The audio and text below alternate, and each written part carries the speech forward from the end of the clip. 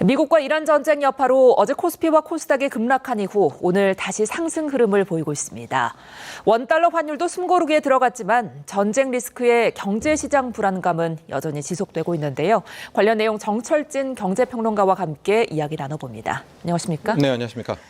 예, 코스피가 개장 직후에 11% 넘게 상승을 했습니다. 급락한 뒤에 굉장히 지금 급반등을 하고 있는데 증시 변동폭이 이렇게 컸던 적이 이전에도 있었습니까? 다 최초죠. 하락폭도 또 반등폭도 최초입니다. 예. 일단 하락부터 말씀을 드리면 기존의 이제 낙폭 최대치는 지난 2001년 9.11 테러였습니다. 예. 그때 시장이 하루에 12%가 빠졌던 때였었는데요. 어제는 더 많이 빠졌었죠. 그래서 일단 어제 하락폭에 대한 기록을 갈아치웠었습니다. 이제 코스피 기준으로 말씀을 해드리는 거고요. 예. 그리고 이제 오늘 시장이 급반등에 나서게 됐는데 그 직전에 이제 어젯밤과 오늘 사이 이제 밤에 우린 야간 선물이라는 시장이 또 하나가 들어가는데요. 예.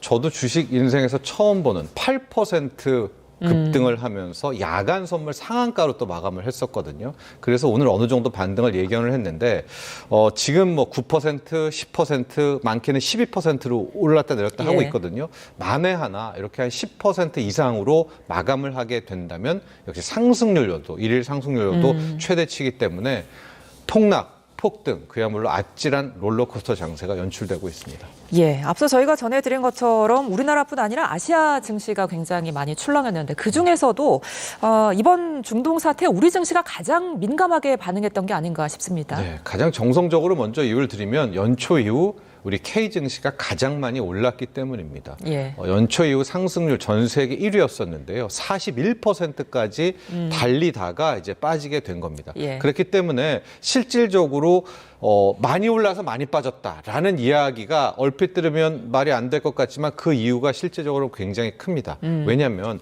많이 오를 경우에는 이 외국인 투자자들 자금 같은 경우에는 비중을 다 만들거든요.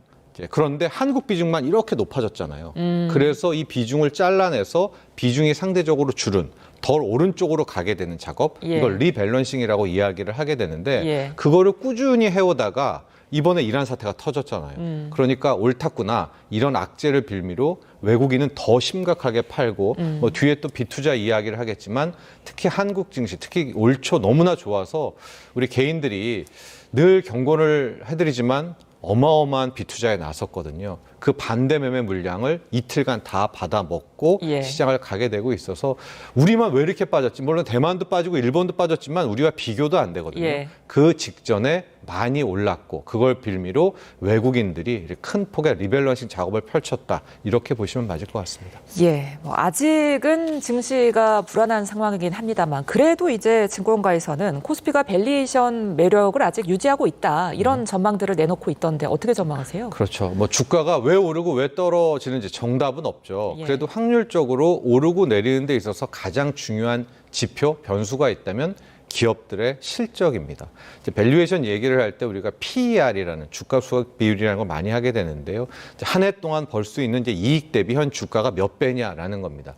근데 우리 한국 증시 정도 되면 PER 8배는 우리가 줘도 된다라고 하는데 그 8배 수준이 한 5,000에서 5,100 사이입니다. 그렇기 때문에 우리가 5,000이 깨진다라든가 이런 상황은 좀 우리 기업들이 벌어들이는 실적에 의해서 굉장히 과도하다라고 볼 수가 있겠고요. 예. 이 PR 8배도 최소를 준 것이고요. 뭐 실질적으로 더 줘도 무난하거든요. 그랬기 때문에 이제 6천까지는 이제 우리가 용인을 했던 이제 그런 대목이 있기 때문에 현재 삼성전자와 하이닉스가 올 한 해 벌어들일 이 두 기업 아직 그 누구도 모르지만 이 두 기업의 영업이익이 실은 뭐 400조 그 이상을 보기도 하거든요. 그 기업들의 이익을 올해 연간 이익의 전망치를 본다면 5천선이 깨지는 것은 좀 과한 낙폭이 아닌가라는 이제 이야기가 어제 나왔던 밸류에이션 대비 낙폭이 크다라는 것이고요. 예. 아마 오늘도 5천은 안 깬 채 돌아왔던 것들이 실질적으로 올 한 해 우리 기업들의 실적은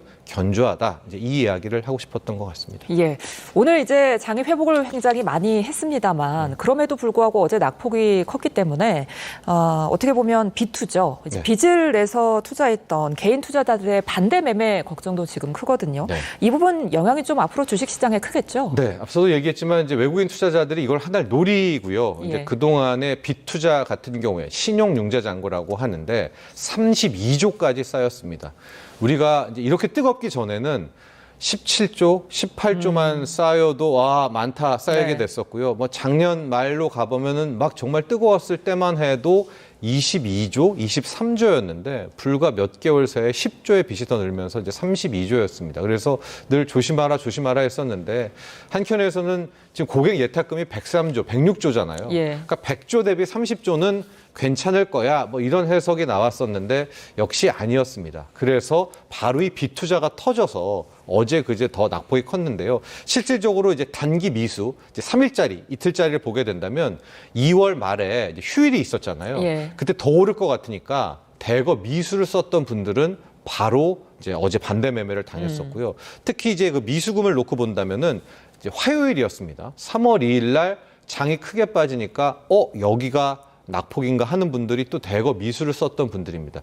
그 분량이 이제 오늘 좀 아침에 좀 많이 털렸던 그런 대목이 있었고요. 예. 그 전에 뭐 스탁론이라든가 또 CFD 계좌 같은 경우가 어제 오후에 또 상당수 이제 반대 매매와 아웃이 된 그런 상황이기 때문에 일단 오늘 오후까지 한번 보시고요. 내일 오전장까지 확인을 하게 되면 이제 빚투자로 인해서 과도한 낙폭 부분은 어느 정도 한숨 돌리지 않을까라고 볼 수가 있겠습니다. 하고 예. 아마 이제 이번 주말이 되면 이제 신용 융자 잔고가 얼마나 줄었는지를 알 수 있을 것 같은데 32조에서 일단 시작을 했잖아요.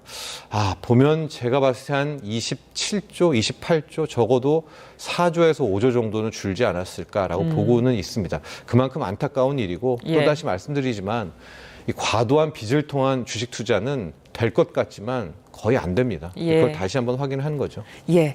자, 그렇다면 이렇게 혼란스러운 중동 리스크 속에 앞으로 우리가 주식 투자를 좀 어떻게 해야 할지, 그리고 우리 증시 전망은 어떻게 보고 계신지도 궁금하거든요. 유가 하나만 보시면 될 것 같아요. 이제 이란전이 단기로 끝날지 장기로 끝날지 그 누구도 모르잖아요. 예. 그런데 우리 한국 경제, 특히 한국 주식시장에 있어서 미치는 것은 딱 하나의 지표는 전 유가라고 보고 있거든요. 국제 유가가 지금 배럴당 한 75달러에서 일단은 뭐 이란이 CIA에 물밑 접촉했네, 트럼프 대통령이 호위함을 함께 보내네, 이런 걸로 일단은 멈춰 있는데요. 예. 이 정도 레벨에서만 안정세를 찾은다면 실질적으로 이란전이 뭐 어떻게 되든 간에 숨고르기가 될 수 있을 것 같습니다. 근데 만에 하나 이제 이게 어느 정도 눌러놓은 이제 상승을 눌러놓은 거죠. 이것이 78, 80달러를 넘어서게 되면 여기서부터는 뭐 오늘은 급반등이 나왔지만 또 한 번 한국 증시뿐 아니라 한국 경제를 짓누르는 부담이 되거든요. 예. 그래서 지금부터 하나의 투자 지표만 잡으시라면 역시 유가의 추이다 이렇게 보시면 되겠습니다. 예. 자, 이런 상황 속에서 미국에서 지금 글로벌 관세가 이번 주 중에 15% 인상될 거다, 이런 발표를 했습니다. 지금 전쟁 와중에 이런 발표를 한 이유는 뭐라고 봐야 될까요? 군기 잡기 같더라고요. 스캇 베센트가 어제 느닷없이 지금 예. 이란전 때문에 다 난리가 나고 이랬었는데 이제 글로벌 관세를 10에서 10% 빠르면 이번 주에 올릴 것이다라는 얘기를 이제 꺼내 들었던 것이 예. 지금 이야기하고 있는 이 글로벌 관세는 솔직히 이제 무역법 122조에 근거한 건데 그렇게 두려워하지 않습니다. 왜냐하면 이거는 150일이라는 기한 한도가 있고요. 우리 입장에서도 15%라는 정도는 이제 해왔던 감내할 수준입니다. 그런데 굳이 이 이야기를 왜 한 거냐면 한번 환기시키는 것 같아요. 지금 마치 이제 위법 판결 나고 다 잊어버리고 있었잖아요. 예. 그런 차원에서 그런 게 아니야. 아직 관세는 각오해라는 것을 또 한번 천명한 것이고요.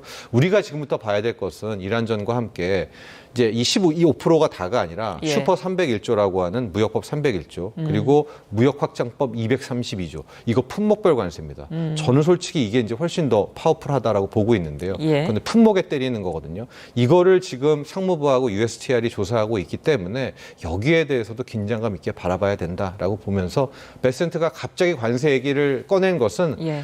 이란의 시선 뺏기지 마. 아직 관세는 우리 가고 있어. 라는 것을 또 한 번 경고한 것이 아닌가 이렇게 봅니다. 예.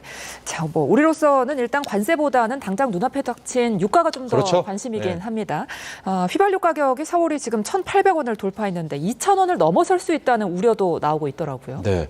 제가 공교롭게도 여기 오기 직전에 경유를 넣고 왔는데 1,880원이더라고요. 예. 와, 정말 깜짝 놀랐었는데 휘발유 가격은 이미 1,800원을 다 넘어섰고요. 경유도 지금 거의 1,800대까지 서울은 올라온 데가 꽤 많이 있다라고 볼 수가 있습니다. 예. 근데 이제 바로 이 주유소의 휘발유 가격에 대해서 어제 또 이재명 대통령이 질타를 했었는데 예. 이게 이렇게 올릴 상황은 아니거든요.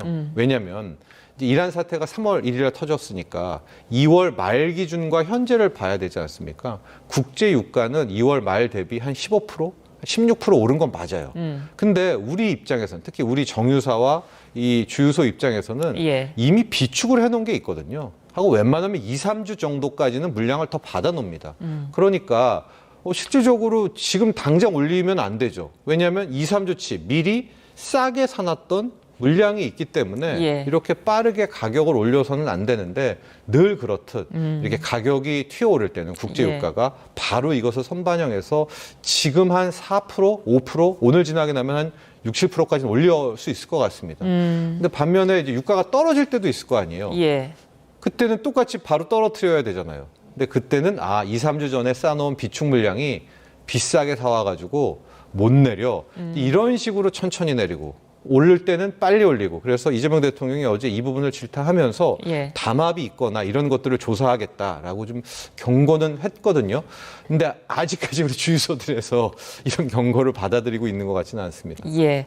자, 그런가 하면 1,500원을 돌파하며 굉장히 우려를 샀던 원달러 환율이 지금 1,460원대까지 떨어졌습니다. 어떻게 보고 계세요? 정말 그제 밤 12시에 1,500원 가면서 예. 금융위기 이후에 17년 만에 1,500자를 보았는데 그 다음날 안정세를 취했고 오늘도 일단 1,460원대까지는 내려왔습니다.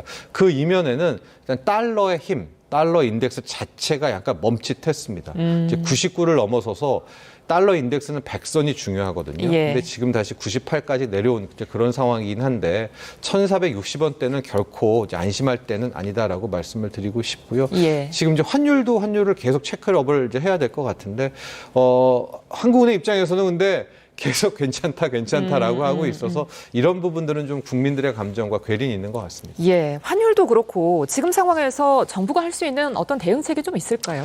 일단 비축유 같은 걸 전 더 많이 쌓아놔야 된다 이렇게 보고 있습니다. 지금 예. 우리나라 비축유가 결코 적은 편은 아니에요. 우리 정부 비축유, 민간 비축유, 앞으로 들어올 인도량까지 합치면은 거의 한 1.8억 배럴, 2억 배럴 가까이 갖고 있고 예. 이 정도라면 210일, 그러니까 7개월, 8개월치는 우리가 버틸 수 있는 그 정도의 비축유가 있는 뭐 세계 10위권 안에 우리가 쌓아놓고는 있지만 예. 이번 사태를 통해 가지고 더 많이 쌓아야 되지 않는가라는 생각을 좀 해봅니다. 거의 중국 같은 경우에는 지금 뭐 1년치, 2년치에 가까운 원유를 그동안 왜냐하면 알고 있죠. 중국은 이란, 베네수엘라 거 이제 못 갖다 쓴다라는 걸 알고 예. 있어서 그렇긴 하지만 우리도 이제 정부 비축유부터 좀 더 많은 양을 확보하는 걸로 좀 정책 자체를 바꿔야 되지 않을까 이런 제언을 드리고 싶습니다. 알겠습니다. 지금까지 정철진 경제평론가와 함께했습니다. 오늘 말씀 고맙습니다.